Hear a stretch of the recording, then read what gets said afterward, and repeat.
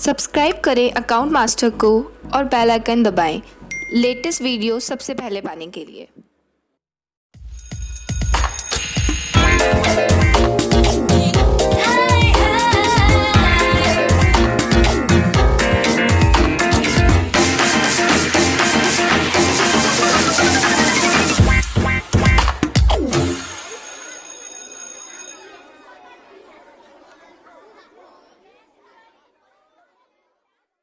Hello guys, welcome back to my channel account master, जहां मिलेंगे आपको अकाउंट्स के सभी सॉल्यूशन। हम अपनी पिछली वीडियो में इशू ऑफ शेयर्स का पूरा कोर्स ख़त्म कर चुके हैं। वो चैप्टर पूरा कंप्लीट हो चुका है, जिसकी सारी वीडियो आपको इशू ऑफ शेयर्स प्लेलिस्ट में मिल जाएगी।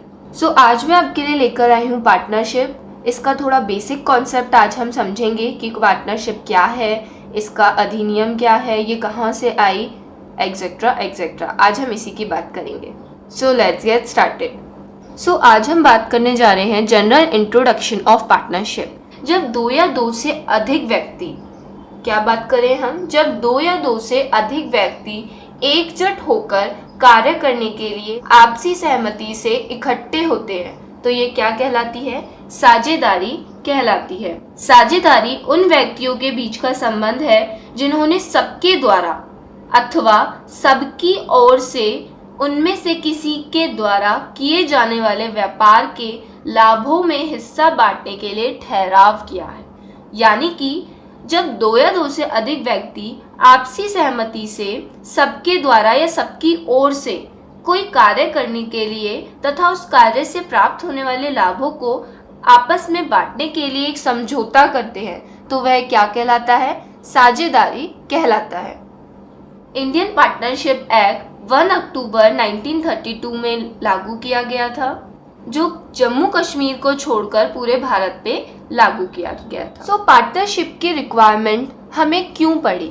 हम सबसे पहले इसे समझते हैं कि हमें किसी चीज़ की रिक्वायरमेंट कब पड़ती है, तभी उनका क्या होता है? आविष्कार होता है। जब हमें किसी चीज़ की रिक्वायरमेंट होगी तभी हम उसका इन्वेंशन करेंगे। तो हमें ये देखना होगा कि पार्टनरशिप की ज़रूरत हमें कब महसूस होने लगी। सबसे पहले हम इसकी रिक्वायरमेंट समझते हैं।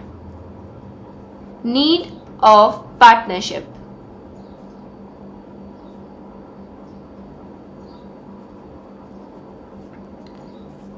नीड ऑफ पार्टनरशिप में मैं आपको बताना चाहूंगी कि सबसे पहले जो व्यापार था वो कौन सा था?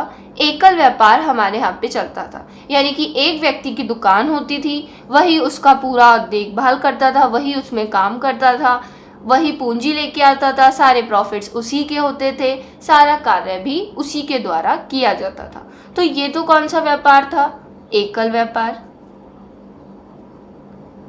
यानी कि इंडिविजुअल बिजनेस था। पर जब एकल व्यापारी को ये महसूस होने लगा कि उसके पास किस किस की कमी है?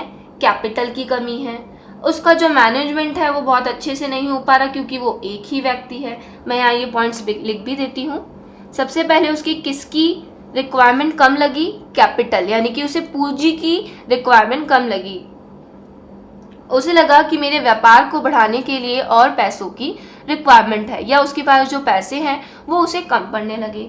दूसरा, वो देख रहा था कि मेरा जो मैनेजमेंट है वो सही प्रकार से नहीं हो पा रहा क्योंकि अकेला व्यक्ति पूरे व्यवसाय का मैनेजमेंट अकेले नहीं कर सकता। हाँ, अगर उसका छोटा बिजनेस है तब भी वो बहुत सारी चीज़ों के लिए दूसरों पर उसे निर्भर रहना ही पड़ता था, तो इसीलिए वो मैनेजमेंट भी ढंग से नहीं कर पा रहा था। दूसरा, वो सोचता था जब मैं निर्णय लूँ, यानी कि जब मैं डिसीजन मेकिंग करता हूँ तो वो सिर्फ खुद के हिसाब से डिसीजन मेकिंग करता था, यानी कि उसको किसी और दिमाग का फ़ायदा नहीं मिल पाता था, सिर्फ केवल खुद के ही दिमाग का वो फ़ायदा उठा पा रहा था। तो जैसे कि हम हमेशा देखते हैं कि आज मेरी सोच कुछ है, सामने वाले की सोच कुछ है, तो हो सकता है सामने वाले की सोच से मुझे कभी कभार फ़ायदा भी मिल सकता है, तो उसे चातुर्य की कमी हो रही थी। इसके बाद उसे कैपेसिटी की रिक्वायरमेंट होने लगी कि वो ज़्यादा से ज़्यादा 8 घंटे थोड़े ढंग से काम कर लेगा, 9 घंटे कर लेगा, बट अगर उसके साथ कोई और व्यक्ति होता तो यही कैपेसिटी उसकी दुगनी हो जाती और ज़्यादा से ज़्यादा काम वो कम से कम समय पर कर सकता था। और कभी कभार जैसे उसकी कोई तबीयत खराब है या उसको कोई और पर्सनल काम आ गया है, तब उसका व्यापार को उसे क्या रखना पड़ता था, बंद रखना पड़ता था, क्योंकि कोई और व्यक्ति उसके साथ काम नहीं कर रहा होता था उस वक्त। तो इन सभी कमियों को दूर करने के लिए लोगों को रिक्वायरमेंट पड़ी किसकी, पार्टनरशिप की। यानी कि जब दो लोग आपस में मिलकर कोई ठहराव करते हैं, कोई कॉन्ट्रैक्ट करते हैं, कोई समझौता करते हैं, तो वो क्या कहलाती है, पार्टनरशिप। जब पार्टनरशिप आई तो इन सभी कमियों को दूर किया गया। कैपिटल को कैसे दूर किया गया वो समझते हैं सबसे पहले। कैपिटल को दूर करने के लिए जब दो व्यक्ति आपस में आए तो उनकी कैपिटल जस्ट डबल हो गई। सपोज जब एक इंसान 10,000 रुपीज़ अपने व्यवसाय में दे सकता था, अब दूसरा व्यक्ति आने से उसे 10,000 रुपीज़ और मिल गए या जो भी एक्स्ट्रा मिले, तो ये उसके लिए क्या हो गया, बेनिफिट हो गया। तो कैपिटल की रिक्वायरमेंट उसकी क्या हो गई, पूरी हो गई। दूसरा, मैनेजमेंट। जब दो व्यक्तियों का दिमाग एक साथ चलता है, जब दो व्यक्ति आपस में मिलकर कार्य करते हैं, तो मैनेजमेंट और एफिशिएंसी के साथ हो सकता है, तो इसकी रिक्वायरमेंट भी पूरी हो गई। जब वो निर्णय लेते थे तो आपसी सह विमर्श से ले सकते थे, यानी कि आपस में एक दूसरे से पूछकर वो निर्णय लेते थे, जिससे क्या होने लगा, अच्छे निर्णय लेने में आसानी हो सकी। कैपेसिटी, जब दोनों साथ में मिलकर कार्य करते थे तो थोड़ा काम वो करता था और थोड़ा काम वो करता था। इससे क्या होता था, जो बहुत सारा कार्य है वो थोड़ी कम एफिशिएंसी के साथ ही पूरा हो जाता था। तो कैपेसिटी भी रिक्वायरमेंट पूरी हो गई। इसके साथ साथ कभी अगर वो बिजी है तो व्यापार को वो संभाल लेता था, और वो बिजी है तो पहले वाला इंसान व्यापार को संभाल लिया करता था। तो इस तरह से जो इंडिविजुअल बिजनेस था उसकी कमियों को दूर करने के लिए एक नया व्यवसाय का स्वरूप बना, जिसे हम कहते हैं पार्टनरशिप। अब हम इसकी थोड़ी कैरेक्टरिस्टिक्स यानी कि इसकी विशेषताओं की बात कर लेते हैं। इसकी जो पहली विशेषता है वह है दो या दो से अधिक व्यक्तियों का होना। ये मैं आपको पहले भी बता चुकी हूँ कि पार्टनरशिप में एटलीस्ट 2 पर्सन का होना बहुत ज़रूरी है। अगर वो एक ही पर्सन होगा तो वो कौन सी कैटेगरी में आ जाएगा, इंडिविजुअल बिजनेस में आ जाएगा। अगर उसमें 2 व्यक्ति होते हैं तो वो क्या कहलाता है, पार्टनरशिप। तो इसकी पहली रिक्वायरमेंट है 2 या 2 से अधिक व्यक्तियों का होना।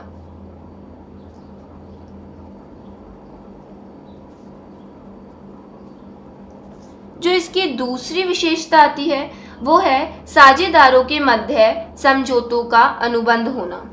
यानी कि जो पार्टनर्स हैं, साझेदारों के मध्य समझौता होना। जब हम पार्टनरशिप करने जाते हैं तो आपस में क्या कर लेते हैं, एक संबंध बना लेते हैं, एक समझौता कर लेते हैं कि इस तरह से हम लाभों को बांटेंगे, इस तरह का व्यापार करेंगे। दोनों मिलकर आपस में सहमति से क्या शुरू कर देते हैं, पार्टनरशिप फर्म शुरू कर देते हैं। थर्ड है लाभों का विभाजन।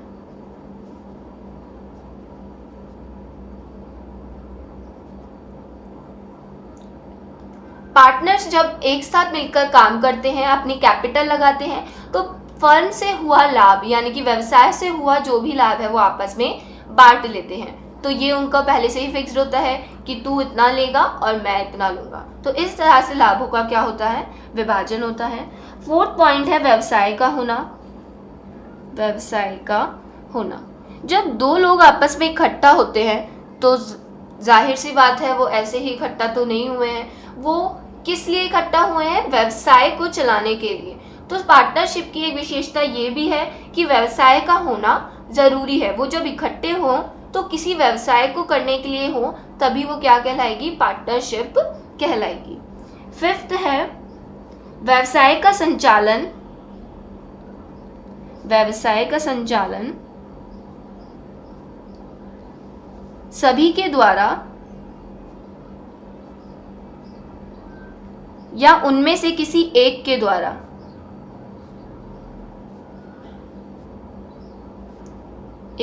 द्वारा होना। यानी कि जो व्यवसाय है उसमें जितने भी पार्टनर्स हैं, 2 भी हो सकते हैं, 3 भी हो सकते हैं, तो जितने भी पार्टनर्स हैं वो सब या तो आपस में मिलकर सभी कार्य करें, और या फिर कोई पार्टनर ऐसा है जो सिर्फ कैपिटल लगाना चाहता है और कार्य नहीं करना चाहता, तो ठीक है, बाकी के जो व्यक्ति हैं वो फर्म के लिए काम करेंगे। तो व्यवसाय का संचालन सभी के द्वारा करना या सिर्फ उनमें से किसी एक के द्वारा सभी के लिए क्या करना, कार्य करना। तो जो कार्य करेगा उसे सैलरी थोड़ी ज़्यादा मिल जाएगी। अब हम टाइप्स ऑफ पार्टनरशिप पढ़ने जा रहे हैं कि साझेदारी कितने प्रकार से होती है। तो सबसे पहले साझेदारी के प्रकारों में पहला प्रकार आता है दायित्वों के अनुसार साझेदारी, यानी कि लायबिलिटी के हिसाब से किस तरह की साझेदारी होती है। तो लायबिलिटीज के हिसाब से 2 तरह की साझेदारी होती है। पहली होती है सीमित दायित्व साझेदारी और दूसरी होती है असीमित दायित्व साझेदारी। तो सीमित दायित्व साझेदारी वह साझेदारी होती है जिसमें साझेदारों के दायित्व सीमित होते हैं, यानी कि अगर फर्म में किसी तरह की हानि हो जाती है तो उस हानि को वहन करने के लिए पार्टनर्स का सीमित दायित्व होता है, यानी कि उसकी पर्सनल असेट्स को हाथ नहीं लगाया जाता। जितनी उसने कैपिटल व्यापार में लगाई है बस उतनी ही पूंजी तक उसका दायित्व सीमित होता है। दूसरी आती है असीमित दायित्व साझेदारी। ये वह साझेदारी होती है के अंदर साझेदारों के दायित्व सीमित नहीं होते हैं, अर्थात यदि फर्म में किसी तरह की बहुत ज़्यादा हानि हो गई है तो उस हानि को वहन करने के लिए साझेदारों की पर्सनल असेट्स को भी काम में लिया जा सकता है। दूसरी साझेदारी का प्रकार आता है समय अनुसार साझेदारी, यानी कि टाइम के अकॉर्डिंग कैसे होती है पार्टनरशिप। तो पहली पार्टनरशिप है निश्चितकालीन साझेदारी। निश्चितकालीन साझेदारी वह साझेदारी होती है जिसकी स्थापना एक निश्चित समय के लिए की गई हो, जैसे कि 2 साल, 3 साल, 4 साल। ये 4 साल खत्म होते ही, यानी कि वो समय खत्म होते ही साझेदारी अपने आप समाप्त हो जाती है। दूसरी आती है समय अनुसार साझेदारी की जो दूसरी साझेदारी है वह अनिश्चितकालीन साझेदारी, यानी कि नॉन फिक्स टाइम पार्टनरशिप, जिसकी साझेदारी कभी भी खत्म नहीं होती है क्योंकि इसके अंदर कोई भी टाइम लिमिट नहीं होता है, इसीलिए इसकी स्थापना निश्चित समय के लिए नहीं की जाती। तीसरी साझेदारी आती है उद्देश्य अनुसार साझेदारी, यानी कि पार्टनरशिप अकॉर्डिंग टू ऑब्जेक्ट्स। ऐच्छिक साझेदारी, यदि सभी साझेदार निश्चित अवधि की साझेदारी को अवधि समाप्त होने के बाद भी जारी रखना चाहते हैं तो वह साझेदारी कैसी साझेदारी कहलाती है, ऐच्छिक साझेदारी कहलाती है। जैसे कि हमने अभी टाइम के अनुसार एक साझेदारी पढ़ी निश्चितकालीन साझेदारी, तो ये साझेदारी जब समय खत्म होने के बाद खत्म हो जानी चाहिए, परंतु यदि पार्टनर्स ये चाहते हैं कि हम इसे कंटिन्यू रखें तो वो साझेदारी किस में कन्वर्ट हो जाएगी, ऐच्छिक साझेदारी में कन्वर्ट हो जाएगी। बी आती है विशेष साझेदारी। किसी विशेष कार्य अथवा उद्देश्य के लिए स्थापित साझेदारी विशेष साझेदारी कहलाती है। उद्देश्य पूर्ण होने के बाद ऐसी साझेदारी स्वतः ही समाप्त हो जाती है, यानी कि जैसे हमने कॉन्ट्रैक्ट लिया रेलवे लाइन बिछाने का, रेलवे लाइन बिछते ही साझेदारी अपने आप ही समाप्त हो जाएगी। इसके बाद आती है वैधता के अनुसार साझेदारी। पहली आती है वैध साझेदारी, यानी कि ऐसी साझेदारी जो कानून के दायरे में रखी गई हो तथा सभी नियमों को पालन करती हो, वो कैसी साझेदारी कहलाएगी, लीगल पार्टनरशिप, वैध साझेदारी। इसके बाद आती है अवैध साझेदारी। ऐसी साझेदारी जो नियमों का पालन नहीं करती, जैसे कि साझेदारी का स्थापना उद्देश्य गैर कानूनी हो, जैसे 2 से कम साझेदार हो और 50 से अधिक साझेदार हो तो ये गैर कानूनी हो जाएगी, तथा एक ऐसा साझेदार हो जो हमारे शत्रु राष्ट्र का नागरिक हो तो ये कैसी साझेदारी हो जाएगी, अवैध साझेदारी, यानी कि यहाँ पर नियमों का उल्लंघन हो रहा है। आज के लिए इतना काफ़ी है। मेरी वीडियोस को इसी तरह से लाइक करते रहें। कोई दिक्कत हो तो कमेंट में कमेंट करें और मेरे चैनल को सब्सक्राइब करना ना भूलें। Thank you so much.